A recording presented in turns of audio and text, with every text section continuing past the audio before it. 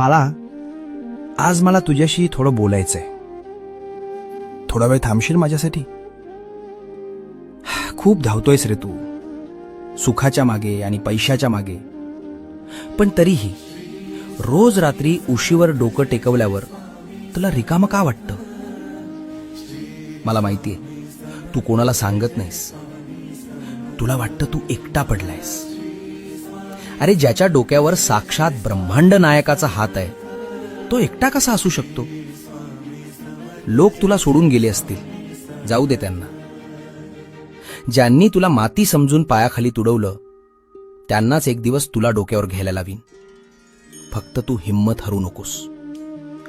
तुझ्या प्रत्येक संकटाची ढाल मी बनलोय. तुझं सगळं ओझं माझ्या पायावर सोडून दे. भिवू नकोस.